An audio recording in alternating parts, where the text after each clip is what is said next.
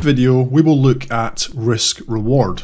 What is it, how to use it, and also some common misconceptions in relation to risk reward. Risk reward is relatively simple to understand. It simply means the difference between what you risk to what you aim to make from a trade. So let's say you risk £100 on a trade. This is where your stop is set, so would be your maximum potential loss. If you aim to make £100 on the trade, your risk reward would be said to be 1-to-1. You are risking the same as you are looking to make. If you aim to make £200, then your risk would be said to be 1-to-2. You are looking to make 2 times your risk. Risk reward can be anything. If risking £100 and looking to make £75, your risk reward is 1 to 0.75.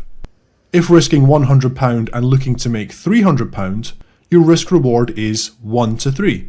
To work out your risk reward, all you need to do is take your potential profit, say £250, and divide by your risk, say £100. So 250 divided by 100 is equal to 2.5. Now let's look at how to use risk reward. Risk reward is an important part of any trading plan. Let's say you develop a trading plan that has a success rate of 50%, meaning 50% of your trades close as a winner. Now let's say you have no idea how to use risk reward.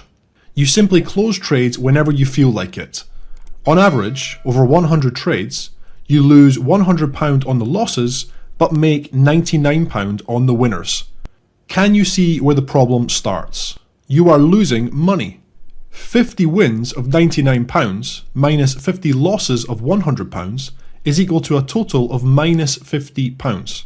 However, if your trading plan still has a 50% success rate, but now you employ 1 to 1.5 risk reward, how does that look? 50 wins of £150, which is 1.5 times your risk, minus 50 losses of £100. Your total is now £2,500. Your risk reward must make sense with your trading plan. If your risk reward has a 50% success rate, your risk reward needs to be at least 1-to-1 to break even.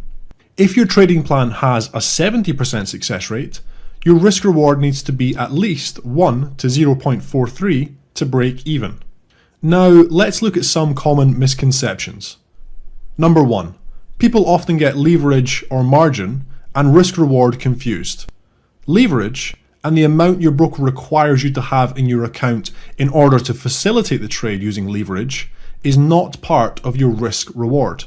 Your risk is determined by your maximum loss from a trade. Your broker may require £1,000 in your account to take the trade. However, if you set a stop to take you out at a £100 loss, then the £100 is the basis of your risk reward, not £1,000. 2. People often think of risk reward as the holy grail of trading. You also hear things like, you can't be a successful trader without at least a 1-to-3 risk reward. I heard that a lot when I was learning. And the truth is that in both cases, it is flat out wrong. Risk reward is not the holy grail of trading. It is only one part of what should be a very robust trading plan. It is something that must be considered, and you should look to always understand the minimum risk reward that will work with your trading plan to leave you in profit. However, your risk reward can be any abstract number. 1-to-3, 1-to-10, 1-to-1,000. They all look great, but if your trading plan doesn't produce trades at such a level before you are stopped out, and if it doesn't produce enough of them to leave you in profit overall, then your risk reward is meaningless. It must make sense to your trading plan. Similarly, it does not need to be a minimum level. It should be catered toward your own trading plan so that it works and leaves you profitable. Personally, when day trading using zone trader methods, I look for between 1 to 0.7 and 1-to-1 on the vast majority of my trades. I can do that because I know I have a high percentage win rate. However, if I tried to change to 1-to-3, I would be less profitable because a huge portion of my setups wouldn't reach that risk reward level before taking me out at my stop loss level.